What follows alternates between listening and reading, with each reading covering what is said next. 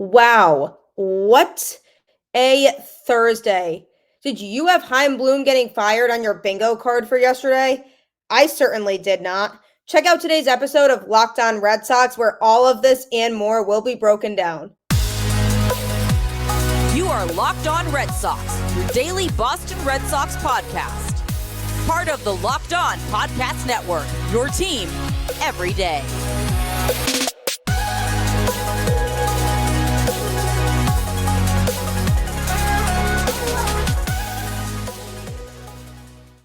Hello and welcome to Locked On Red Sox, part of the Locked On Podcast Network, your team every day. I'm your host, Gabby, former ESPN social media associate and current host of the Boston Balling podcast, here to bring you the latest in all things Boston Red Sox, Monday through Friday, straight to your favorite podcast platform for free. And speaking of free, SiriusXM does have you covered for all broadcasts of every Red Sox game. Just download the SiriusXM app and search Red Sox, and you will get the Red Sox broadcast for all games, so you don't have to miss a single pitch of Red Sox baseball this year. And who doesn't like free? I know I love it.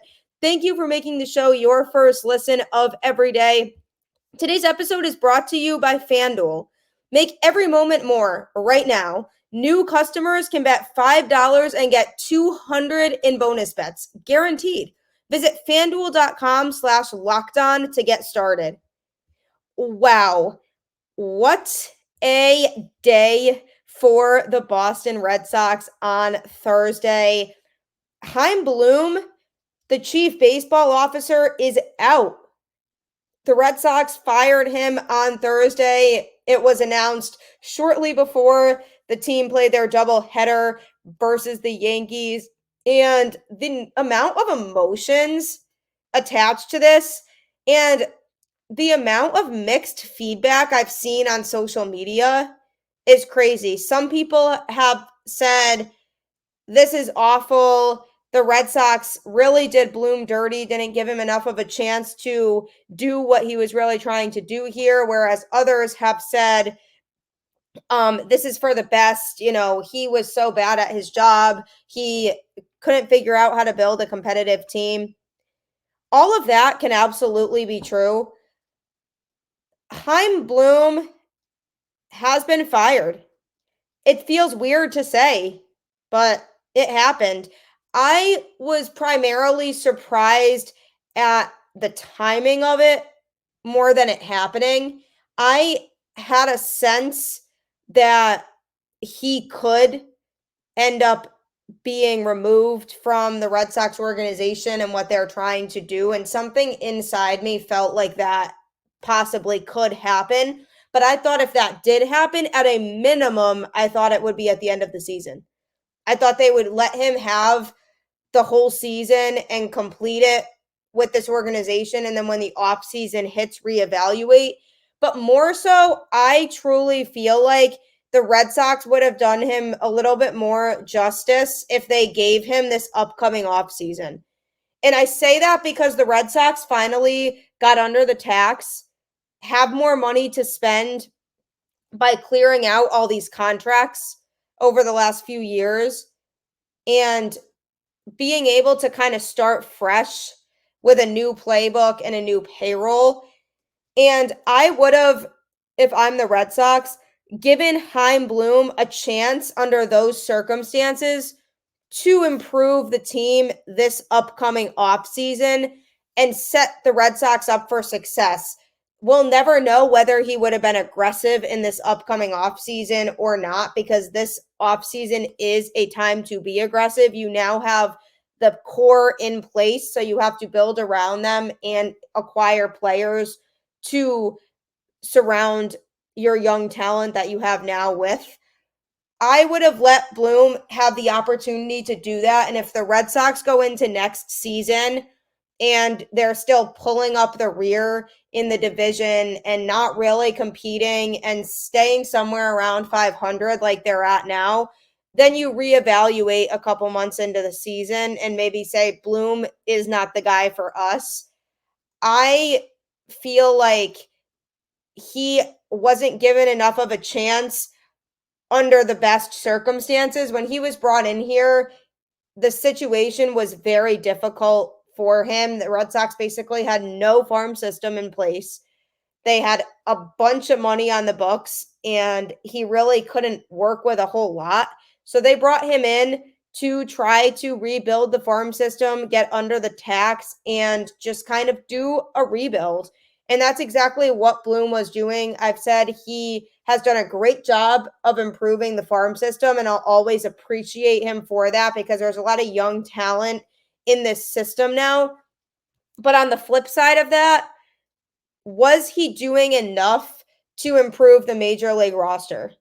Sam Kennedy said on Thursday, we are looking for somebody who can continue to develop our farm system, but also be interested in show ability to improve the major league club. So from that quote, I got that the Red Sox ownership team doesn't feel like Heim Bloom has done enough to show that he's capable of building the major league roster and allowing the team to compete at that level. When you're in the Boston market, the expectation is winning. Dombrowski helped set a precedent and tone that the Red Sox are going to win championships. And the reality of the situation is they've been really successful, and 2018 was just an unbelievable season for the Red Sox. So therefore, because Dombrowski put them in that position to win in 2018 and be as good of a team as they were, then fans and the Red Sox organization are going to expect championships and expect success.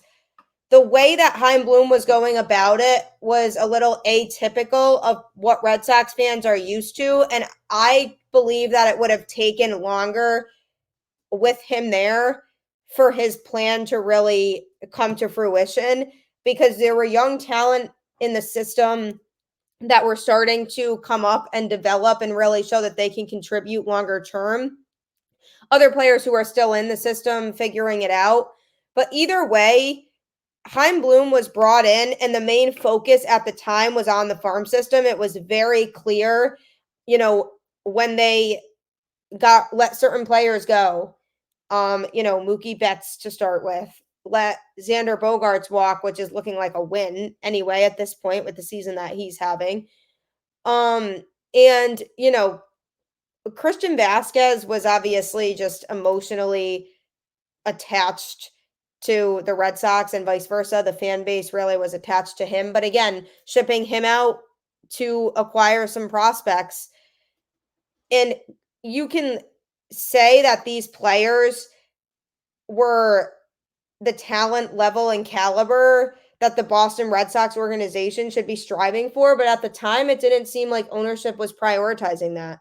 They wanted to prioritize getting a good grasp again on their farm system. So you can't really fault Bloom for coming in here and doing what ownership wanted him to do. I feel like this extends beyond a Heim Bloom problem, and ownership deserves blame for a good portion of this and the heat that they're not getting from the fan base. I commend Heim for all the heat he took from the fans. However, would he have done enough this offseason to really get the major league roster to the point it needs to be at? I can't say I was fully confident that he would have. I think he deserved a chance to do it, and then deserves all the criticism after the fact if it didn't happen. But we'll never know at this point. But I don't feel overly confident in his ability to get the right types of players on the major league roster. So at the end of the day, Heim Bloom is out. Did the Red Sox make the right choice? Do you feel like they should have kept him a little bit longer and given him more of an opportunity? Or do you feel like you had seen enough up to this point to say, this is it, I'm pulling the plug on him, he doesn't deserve any more time here? If you're watching this on YouTube, let me know in the comments what you think. If you are listening to this on a different podcast platform, at me on Twitter. Just let me know how you're feeling about this, because There have been so many mixed emotions that I've seen going around social media, and it's not an easy situation to navigate. There could be a lot of change within the Red Sox organization, and it makes you wonder who's going to be here next year and who's not. Was his lack of big moves at the trade deadline part of what brought the Red Sox to this decision? You almost have to wonder, because he didn't go all in and sell. He didn't go all in and buy. He acquired 2 pitching prospects from the Dodgers, which Nick Robertson, I've been very pleased with what I've seen from him so far, and acquired Louis Urias, who can hit and has grown on me a little bit from a defensive standpoint. But him not doing a whole lot at the deadline when they were only 2 games out of a wild card spot definitely sends mixed signals to the clubhouse. So was that a reason that they let him go? Ultimately, I think the way and timing of when it happened was what was surprising to me more so than the move itself. But let me know your thoughts on this. What happens from here? That's what I'm going to be discussing next, as it really stands to reason. What does this mean for the Red Sox moving forward? Modern medical care and treatment are important, but our global supply chains are fragile. Things like pandemics, natural disasters, and foreign travel may cut you off from the treatment you need. Jace Medical is your solution. Just fill out their online form, and one of Jace Medical's board certified physicians will review it to determine whether medications are safe and appropriate. Then Jace will send your prescriptions to one of their partner pharmacies, where your order will be filled and mailed directly to your home. You can also send your physician a message for answers to treatment-related questions anytime. Everyone should be empowered to care for themselves and their loved ones during the unexpected. That's why Jace Medical offers the Jace case. Save more than $360 by getting these life-saving antibiotics with Jace Medical, plus an additional $20 off by using my code LOCKEDON at checkout on jasemedical.com. That's JASE medical.com. So with the news that Heim Bloom was fired, what does this mean for the Red Sox moving forward? Who takes over for him? I've seen rumors going around about Alex Cora taking over the role. I don't agree with that. I think Alex Cora's skills are best utilized in the dugout. He's a good manager. I went off about this on yesterday's episode. He did his best with what he had. Does he make mistakes sometimes? Yes, but he's only human. Everybody makes mistakes. But overall, he is a good manager. And I believe that the results would have been the same if it was a different manager stepping into that role, because ultimately the manager has so much less control over how the team performs than people make it out to be. So Alex Cora is doing what he can with what he has. If he were to move into that position, I would see why they would think to do that, because from a player development standpoint, he seemed to really grow in that area this season. So the Red Sox might see it as a benefit that since he's been around the players a lot, maybe he could have some better insight as to really the needs of this clubhouse, kind of like a Brad Stevens situation with the Celtics, very similar, somebody who was coaching the team and is now in, a different type of position that's a front office position more. So I personally wouldn't like Alex Cora to resume the job, but maybe the Red Sox feel that he is the guy for it. Heim Bloom was the type of guy who didn't always want to take risks, or so it really seemed. That to me felt like a ownership thing. They told him to be that way. So I hope that whoever they bring in has a little bit looser of a leash to be able to do more what they feel is best for the team. And I don't know that Bloom always was willing to go against ownership's wishes and do what he felt was best for the Boston Red Sox. So hopefully whoever they bring in is able to do that. But if it's not Cora, who could it be? The name Brandon Gomes is definitely interesting. He's currently the GM for the Dodgers and used to be a pitcher. So he's been around the game for a long time. And what draws me to Gomes is his ability to have a good balance in the Dodgers system of letting their young talent develop and grow the team internally through their system. But he'll also go out and spend money and make big trades for players who he feels are going to help put his team over the top. And as a result, the Dodgers have again run away with their division this year and are well set up to go to the World Series once again. I think you can look back at the Dodgers and say, yeah, it took them a while to get them to where they are. They had a lot of bad baseball for years, which yes is 100% true.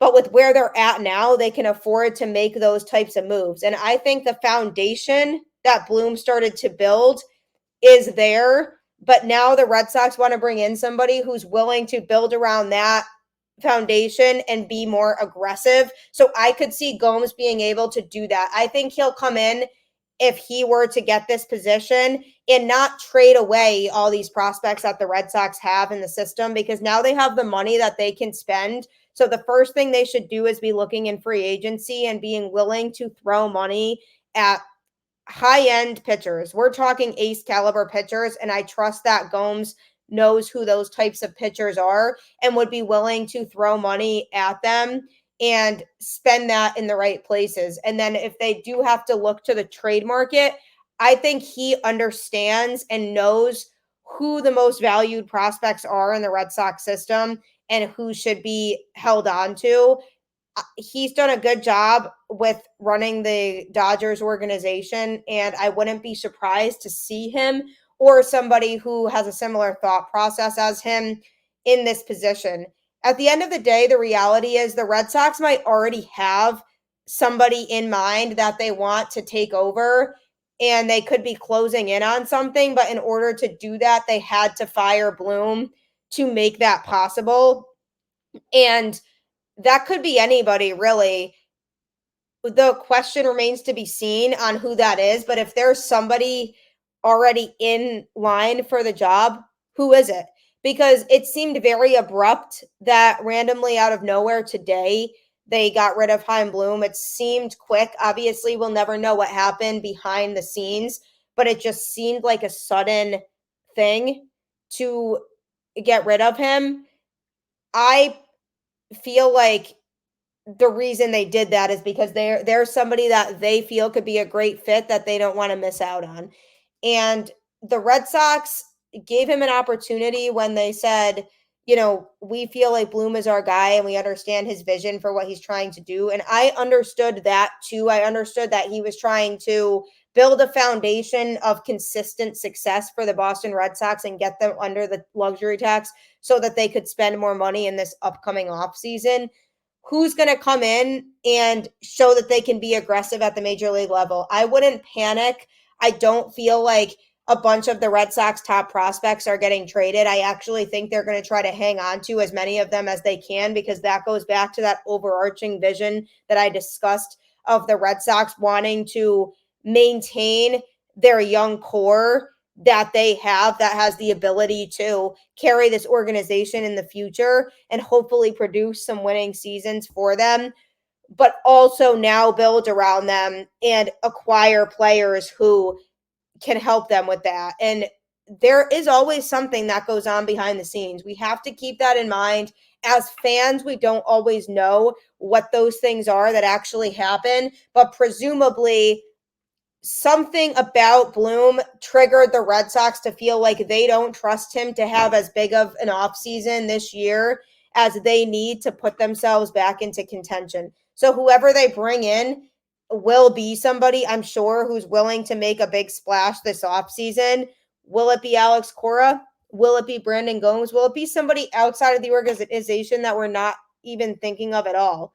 Brian O'Halloran has now stepped in as kind of the temporary person in that chief baseball operations position until they hire somebody more permanently. He's kind of serving as the GM and doing some of Heim's role, essentially. So Brian O'Halloran is going to be interesting to see kind of what he does in the interim, just to see, what he's able to do in the time that he is in this position. But essentially, he's going to be considered not a GM anymore. He's still resuming GM responsibilities, but he has more of a senior leadership position within the baseball operations department. So to my understanding, he's still resuming his same responsibilities, but also doing some of what Heim Bloom was doing. Do they keep him in that position and kind of move him to a more permanent, Heim Bloom 2.0, or do they bring somebody else in? Still has yet to be said. But lots to digest here, lots to take in over the next couple days. I'm sure we might hear of some more movement over the next couple days. So be on the lookout for that. Coming up next, I do have to talk a little bit about Thursday's doubleheader for the Boston Red Sox. Obviously not an ideal result for Boston in any sense of the word. Could have been worse, though. So going to be going over that. Get ready for the NFL season with incredible offers from FanDuel, America's #1 sportsbook. Right now, new customers can bet $5 and get $200 in bonus bets, guaranteed. Plus, all customers who bet $5 will get $100 off NFL Sunday Ticket from YouTube and YouTube TV. Now is the best time to join FanDuel. The app is easy to use and you can bet on everything from spreads to player props and more. So visit FanDuel.com/LockedOn and kick off the NFL season with an offer you won't want to miss. FanDuel, official partner of the NFL. Download FanDuel if you haven't already. I say it so much, but it truly is the best source for sports betting. And don't forget also, the best source for Red Sox broadcasts is SiriusXM. Just download the SXM app and search Red Sox, and the home broadcast for all games will be there, so you won't have to miss a single pitch of Red Sox baseball this year. They have you covered. The Boston Red Sox are inconsistent. There's nothing else to it. Thursday's doubleheader alone shared the inconsistency. They had a great first game. Tanner Houck looked fantastic, pitched 6 full innings, giving up just 4 hits. Walks are still a bit of an issue for him. He gave up 3 walks in the outing. So I'd like to see him develop a little more control and confidence still on the mound, which I have been saying. But this was a great outing from him and certainly promising for him moving forward. Alex Cora did come out at one point in the 6th inning with 1 out, and there was base traffic.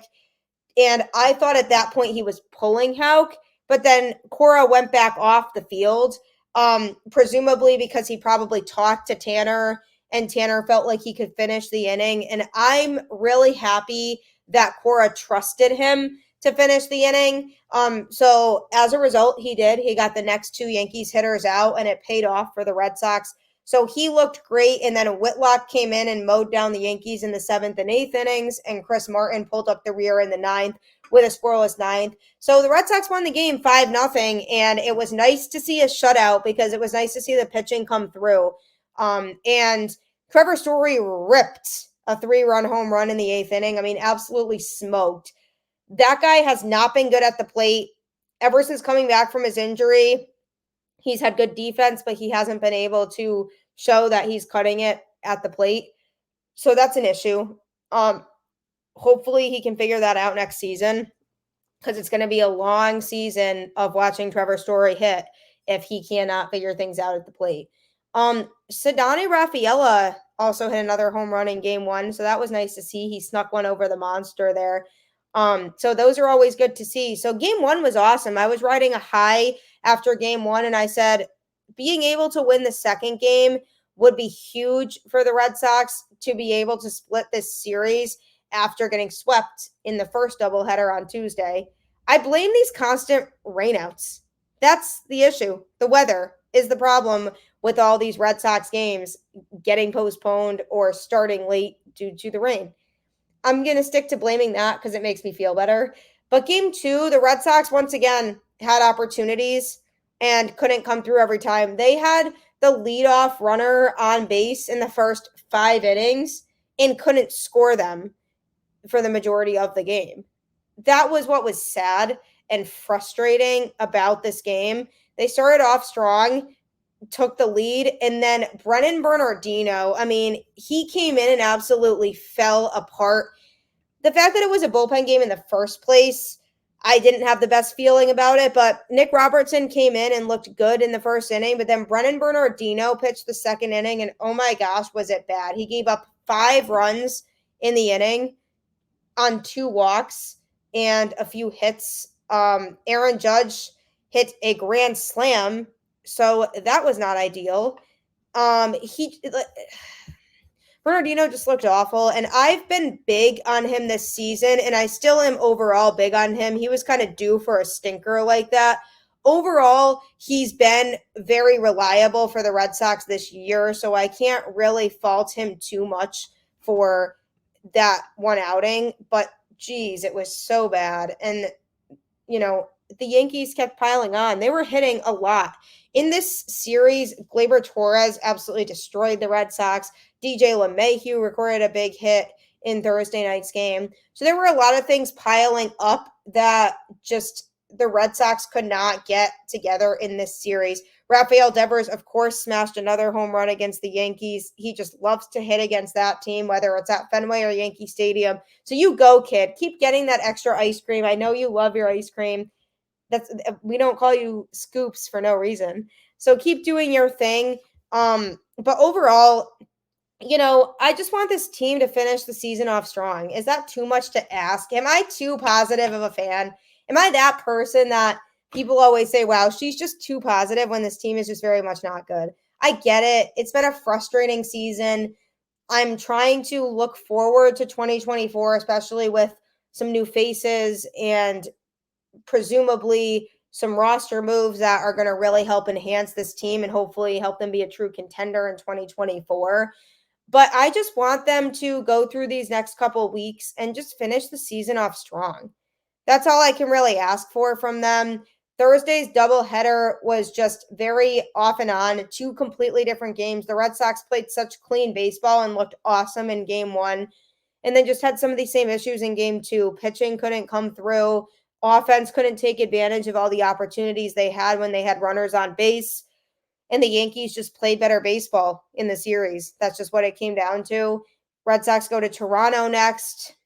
They got swept the last time they played the Blue Jays, so hopefully that doesn't happen again. They can play spoiler to teams like Toronto and Texas, who are fighting for wild card spots right now, so that's a little bit exciting. So there are some things to look forward to. I think the primary thing is the fact that there's going to be change. Hopefully the change is for the better. Heim Bloom always seemed like a great person. Ultimately, I guess he just wasn't the right fit for the Red Sox, and we'll never know what this offseason for him would have looked like, whether he would have been aggressive or not to get the Red Sox to where they need to be. But apparently the organization didn't want to gamble with it and risk having another frustrating season like they had this year. So we'll see what they do. But as always, I just ask you to keep the faith. Go Red Sox. Don't forget to download the SiriusXM app and search Red Sox so that for these last couple weeks of the season, you don't have to miss a single pitch of any game. Take care, and I will catch you on the flip side.